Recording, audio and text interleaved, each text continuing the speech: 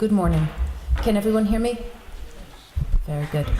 I'm very grateful to all of you for being here today, to our many wonderful sponsors and participants, and especially to my colleague, Armin Lange, whose tenacity, as you have heard, and creativity and energies have brought us here today, along with your co-sponsors and co-workers.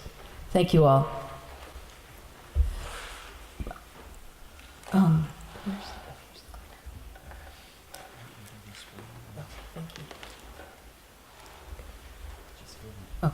We begin our talk today with a set of images that are both appalling to modern eyes and strangely consistent with one another. They present Jews and Judaism as intimately linked with the devil, as demonic in their fundamental nature and their individual and collective intentions. While such accusations sound medieval at best, they are in fact quite contemporary and appear in Christian, Muslim, and other contexts. The first three are Christian and include, as you can see, an anti-Zionist blog, a Protestant white supremacist website, to which we will return later, a Catholic ritualization of the Stations of the Cross. Another example is explicitly neo-Nazi, while the last is from an Iranian news agency. Why do such similar anti-Semitic images appear in so many different contexts? Why do such different people and groups slander Jews and Judaism in this particular way? In addressing this question, we hope to provide some basic insights into the nature of anti-Semitism that will allow us to further develop effective strategies to restrain, combat, and end it.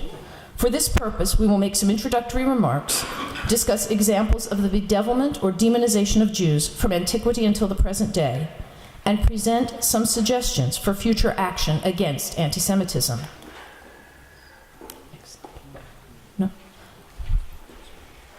Philosophers will tell you that cognition is guided by antecedent ideas, and that cognition about particular objects relates back to prior experiences or assumptions about them.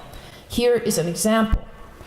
What is the difference between an English retiree, a French retiree, and a German retiree? The English retiree reads the Times while eating breakfast and then goes to the golf club. The French retiree drinks a glass of wine for breakfast. And the German retiree takes a blood pressure tablet and sets off to work. The joke distinguishes English, French, and German retirees by their morning habits. It is only funny to the extent that your preconceptions include the generalized category of Germans as workaholics. It was Karl Jaspers who identified the concept of the apparently insurmountable subject-object divide. I, as a subject, view another person as an object of my understanding. To achieve cognition of this object, I draw generalized conclusions from my preconceptions. Preconceptions based on prior experience are not necessarily bad. We will leave to you your own conclusions on whether Germanness and workaholism must go together. However, interpersonal preconceptions have the capacity to become problematic very quickly if they are treated as objective and comprehensive in their truth, unchangeable in the face of contradictory evidence. As we will argue today, anti-Semitic prejudices and the fixed understandings they generate contribute to the cultivation of a powerful symbolic system, a system so potent and self-enforcing that it provides a paradigm for Jew hatred as religious conviction. Given the subject of the panel for which our plenary talk is related, we will build our talk around examples from biblical and Christian literature, ultimately asking to what extent Christian literature contributes to an anti-Semitic demonization of Jews that is best understood as a religion of Jew hatred. Our examples in no way mean to suggest that all anti-Semites are Christian or that all Christians are anti-Semites. To the contrary, we hope to demonstrate that it is precisely the spread of these preconceptions through time and across communities that gives strength to anti-Semitism as a negative religion. Clifford Geertz famously defined religion in terms of its apparent objectivity and its capacity for creating a sense of the real among its adherents. Geertz argues, as you can see on the slide, first, that religion is a system of symbols. Religions might share common symbols. Consider the nexus of blood, lamb, sacrifice, and covenant that will be part of ritual observances for Jews and Christians later this spring. But the systems themselves may be based in very different theological and truth claims. Again, contrast the Jewish Passover with the Christian Easter. Geertz also highlights the important and often under-recognized emotional power of religious systems. The mental emotional experience of a religious system can have, as Geertz asserts, long-lasting effects that are not only hard to escape, but in fact hard to want to escape. The further claim that religious symbol systems postulate a general order of existence that is clothed in an aura of factuality suggests that religion is at once utterly convincing and at the same time grounded in a logic that is only provable within its own cognitive frame. Religion, then, is something that makes us feel. It makes us act on our feelings, and it leads us to believe that our feelings and actions are confirmed objectively by the evidence around us, which includes a system of symbols so convincing that we understand it as entirely and uniquely credible. Disproving any such symbol system is far from easy and hardly a rational process. It requires unraveling the system, demonstrating not only that it is not unique or even real, but that its very potent symbols have created false feelings and false perceptions. It entails convincing a person that his or her fundamental understanding of the universe is misplaced. It is possible to convince people to abandon strongly held religious views by providing evidence, offering an alternative value system, or emphasizing the doubts the person might already feel. But by their very nature, such views are easier to retain than to dismiss. This should serve as an indicator of one reason why anti-Semitism retains its staying power over time and geographic distance. Another important aspect of this dynamic arises in cultural memory, which preserves the elements of these symbol systems in myths, belief structures, sacred texts, and ritual practices. Exposure to cultural memory, often from earliest childhood, reinforces for its participants the unique plausibility of the symbol system by grounding it in specific images and stereotypes, as well as particular narratives that define truth and value, both good and evil. Cultural memory, scholars have noted, externalizes and objectifies particular components of a given culture. Whether written, illustrated, or handed down orally, these create a pool of past experiences that individuals share collectively in a way that lends them an objectivity, an aura of factuality, found in Geertz's definition. As a form of externalized knowledge, cultural memory also generates a moral component, a moral compulsion, implicating later generations and requiring them to listen and engage with those externalized, authoritative claims from past times. Anti-Semitic cultural formations preserve specific and detailed motifs or memes of Jews as, for example, destroyers of truth, who suppress the true messianic message of their own Bible, and as children of the devil, the demonic antithesis to God's chosen people. Before turning to the biblical and Christian texts that make up the rest of this talk and handing the floor over to Armin, let us note one particularly compelling example from the 20th century. Doctrinaire anti-Semite Rudolf Hess described the evolution of his views in this way. I myself was until then not an anti-Semite, but on the contrary defended the Jews based on the usual historical theory against their adversaries and persecutors. The facts of 1918 and later were so eye-catching that I was forced to convert to anti-Semitism, even though inwardly I was rather reluctant to revise my hitherto conviction about the innocence of persecuted Judaism. Hess presents his experience as a difficult movement from one belief system to another.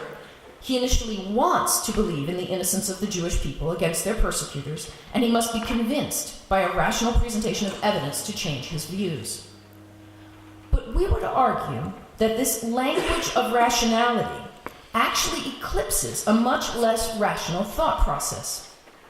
His sense that the facts of 1918 and later were so eye-catching suggests that they captured his thought process emotionally, that they led him from one set of long-lasting perceptions to a very different set, This is not a process of rational education, but rather one of emotional or religious transformation. In other words, Hess perceived his own anti-Semitism as a religion to which he could convert. Anti-Semitic preconceptions manifest in many historical iterations, from Hecataeus and Manetho in the 3rd century BCE down to the present day. They are particularly marked by the presence of radical distinctions between perceiving subjects, Christian partakers of God's truth, and the objects that are perceived, the Jews as denizens of a negative otherworld. Christian texts provide language for envisioning the Jews as the sons of the devil who conspire to murder and destroy anything of potential value. The transmission of those texts and symbols provides an engine that allows anti-Semitism to flourish. Religious disciples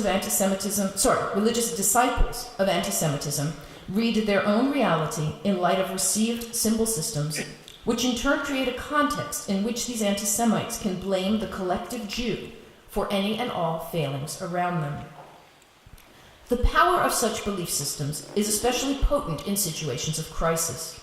In the midst of chaos, the stranger, as a foreign object that is threatening in its very existence, becomes a foil through which anti-Semites can reestablish a sense of stability. It is much easier, for example, to blame the Jew as the paradigmatic other for an economic crisis than to direct blame on the less immediately visible systems and decision-makers who are specifically at fault. Crises can be catalysts, not only for change, but also for continuity and revisiting of negative prejudices with respect to the Jewish other.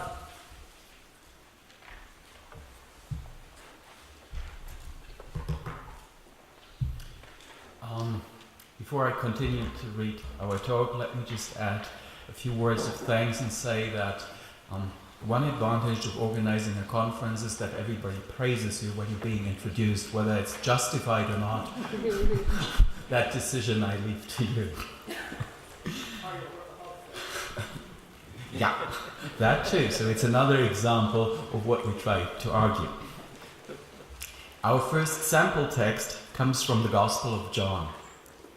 Being the latest of the 4 canonical Gospels, John describes conflicts between Jesus and the Jews, as if Jesus himself were not a Jew throughout his life, and escalates these fictional conflicts even more than the synoptics did in their earlier presentations.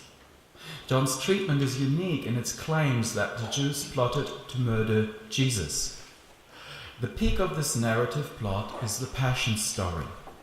Christians and other readers of the Gospel absorb at this most intense narrative point the slanderous claim that the Jews would have killed Jesus. The narrative plot of an escalating conflict between Jesus and the Jews in the Gospel of John has nothing to do with historical reality. It is a means by which the author of the Gospel unfolds an antithesis defining Christian identity in opposition to a negative otherworld. This is particularly evident, but not restricted to, the infamous account of John 8. And I'm just going to quote you a brief part of what you can see on the slide. You are from your father, the devil, and you choose to do your father's desires. He was a murderer from the beginning and does not stand in the truth, because there is no truth in him. When he lies, he speaks according to his own nature, for he is a liar and the father of lies. But because I tell the truth, you do not believe me. The Gospel of John presents here a sharp duality, severing any ties between the Jews and the Christians who want to take their place. In this process, the Gospel of John takes ownership of and transforms the religious symbol of the Jews. No longer understood as the keepers of God's covenants, the Jews of this Gospel are instead preserved in the cultural memory of nascent Christianity as followers of a demonic deity. Erasing the Jewishness of Jesus, of the disciples, and of much of the early church, John's dualistic worldview creates a bedeviled other in the Jews of the negative otherworld, the opponents of positive Christianity. The impact of the Gospel of John is evident at various points in Christian history, nowhere more vividly than in the sermons of John Chrysostom. In the years 386 through 387 CE, Chrysostom gave 8 sermons adversus Judaeos in the city of Antioch. These sermons were intended to chastise Christians who were participating in Jewish religious practices and to warn them of the dangers implicit in such behavior. Like the Gospel of John, Chrysostom emphasized the importance of separations between Jews and Christians and the incompatibility of their 2 religious systems. And I'm sorry, what we have to quote now is really appalling, and it's always difficult to read for me. The Jews are pigs and goats, a pack of hunting dogs, and many other things. Christians are wrong to engage with them, but may be redeemed if and only if they return to proper worship. Christians dwell in a heavenly realm, while Jews are satanic, robbers of the soul, and the synagogue is a dwelling place of demons. Christians seduced by the devil to enter the synagogue as the dwelling of the devil can be protected only by the sign of the cross. Just a small taster here. But how will you go into the synagogue? If you make the sign of the cross on your forehead, the evil power that dwells in the synagogue immediately takes to flight. Chrysostom's slander of the Jews draws upon a Christian cultural memory that includes the Gospel of John, but expands to incorporate any Christians who might transgress the hard boundary with Judaism. And the division goes much further than John's. Chrysostom calls for mass murder of the Jews of Antioch. I quote him, "This is why Christ said, 'But as for these my enemies, who did not want me to be king over them, bring them here and slay them.'" In Chrysostom's eyes, the Christian fascination with things Jewish endangers Christianity. By transgressing the boundaries that separate Christianity from the quintessential negative other, these Christians and Judaism itself threaten to taint Christianity with an evil admixture. The anxieties of the Gospel of John and the sermons of John Chrysostom continue to resonate in anti-Semitic thought of the present day. 2 examples may suffice to illustrate this point. The first example is a children's picture book published by the infamous Stürmer Press and written by Elvira Bauer. Its title, "Trust No Fox in the Heathland and a Jew with His Oath," is adapted from an anti-Semitic pamphlet by Martin Luther. Bauer titles her book's introductory poem, "The Father of the Jews is the Devil." In her poem, Bauer reiterates the Exodus story in light of anti-Semitic stereotypes from Nazi propaganda. The supposed physiognomic characteristics of Jews, their laziness, which Pharaoh must discipline, and the description of their residence in Egypt, if you will, as a kind of concentration camp. Israel was not driven to do slave labor in Egypt. Pharaoh introduced it to teach the Jews how to work. Here Bauer draws not only on the Nazis' lie about the educational function of concentration camps, but also on bedevilment imagery. It is the devil and not God who brings the Jews out of Egypt.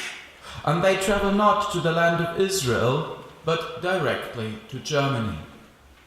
Bauer also makes explicit allusion to John 8:44 with the title of her poem, "The Father of the Jews is the Devil." Bauer replaces Jesus and the Christians with the German as the pure and absolute opponents of the Jews. But the Jews as bedeviled remains in the central theme.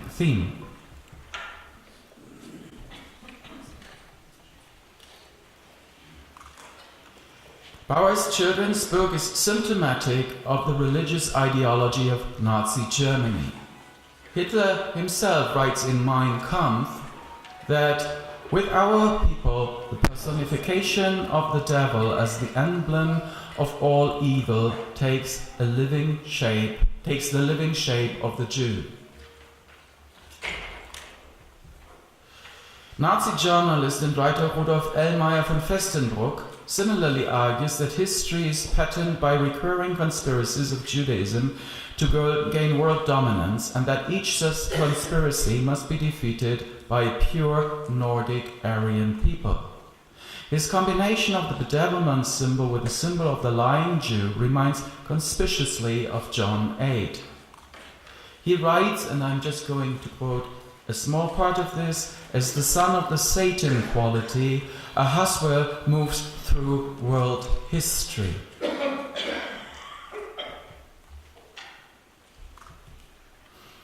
Our last example consists of two internet memes from the white supremacist neo-Nazi webpage smoloco.com.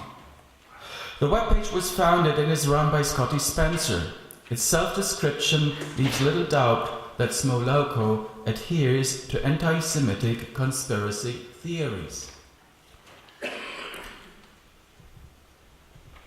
The first meme associates the Western Wall, one of the most sacred sites of Judaism, with the devil. Spencer labels it the seat of Satan in terms reminiscent of John Chrysostom's slander of the synagogue as the dwelling of demons. In the second meme, Spencer's reliance on religious cultural memory is made explicit. Here he quotes the Gospel of John to describe Jews as the children of Satan who rejected Jesus and would have crucified him. Spencer's anti-Semitic memes dig deeply into the religious cultural memory of the Christian West, going back to ancient times. But they are also specific and local to his contemporary social and economic concerns. The impoverishment of his home region, the so-called Rust Belt, and the identity crisis that results from it is specific to his lived experience, while the articulation of anti-Semitism that follows upon it relies upon religious and other symbolism from a larger cultural memory. Scotty Spencer's engagement with this anti-Semitic cultural memory does not end with his quotation of the Gospel of John. According to another anti-Semitic webpage, when Spencer was arrested on charges of ethnic intimidation, a copy of Chrysostom's sermon against the Jews was found in his car. Preconceptions about Jews as demonic or bedeviled are easily accessible in Christian cultural memory and in popular culture outside Christian circles. An anti-Semite needs not to sit down and read Chrysostom or even the Gospel of John to have access to these tropes, because their transmission continues among anti-Semites, and indeed even among Christian Bible readers. The externalization of these tropes lends them strength as examples of objective realities. They provide anti-Semites with conceptions of a general order of existence, as Gertz would have it. They are not only uniquely realistic, but also provide a source for deep and long-lasting moods and motivations. Inherited cultural memory takes on the potency of unique reality and truth. The truth value of even the most extreme anti-Semitic claims within a closed system of thought is obvious and unchangeable to a believing, perceiving anti-Semite. Spencer is not an isolated example in his use of the religious symbol of the bedevilment of the Jews in modern times, in our contemporary modern times. He is instead the tip of a large iceberg. Consider just one other such example from The New History of the Jews by American anti-Semitic writer and Shoah denier Eustace Mullins. I quote, "Churchill and Roosevelt and Stalin are dead, but the heritage of Jewish terror is with us today. He is instead, all power to the Jews. This was the satanic pact with Roosevelt and Churchill signed, and because of it, each of them died, cursing the Jews, facing eternal damnation." Today's technology brings this writing easily to the masses. Mullins's book is available free of charge on the internet and is sold in hard copy today by Omnia Veritas Press. This is intended as a warning and not as a commercial.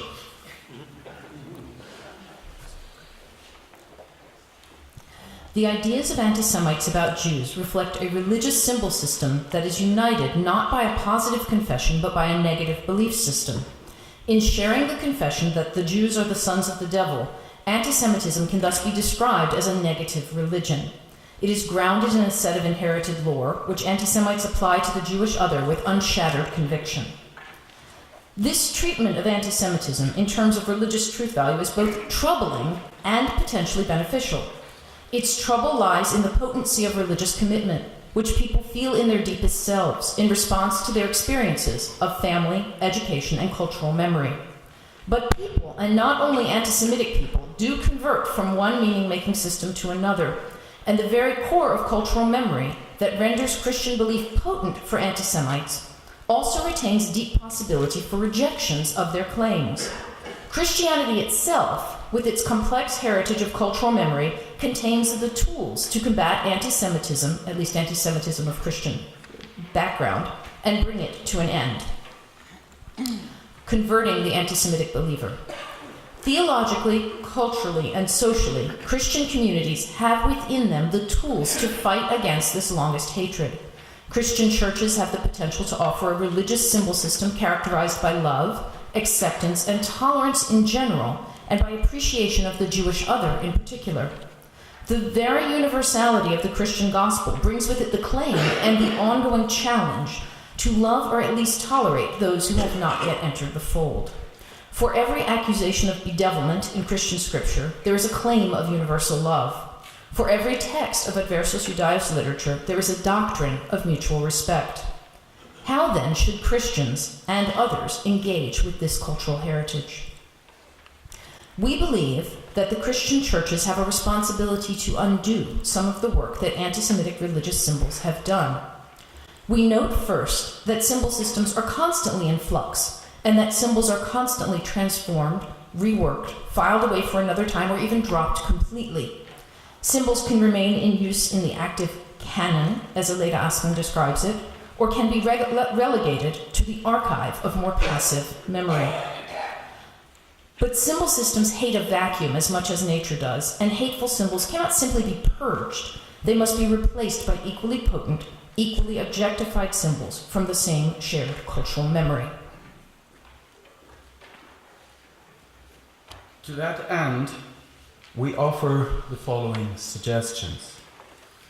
Translations of the New Testament need marginal glosses and introductions that emphasize continuity with Christianity's Jewish heritage and warn readers about anti-Semitic passages in them. The same is true for other Christian literatures with anti-Semitic content. Liturgical texts need to be reassessed for anti-Semitic elements, which should be replaced with elements that acknowledge Judaism as Christianity's older and ongoing sibling. Some anti-Semitic texts in the Christian heritage need to be blacklisted. Chrysostom's sermons against the Jews, Luther's anti-Semitic writings, and more recent Christian literature should become the object of historical study only. Texts like Nostra Aetate in the Catholic Church and similar statements from other Christian traditions should be as much highlighted as earlier parts of the Christian cultural memory that express respect and appreciation of Judaism.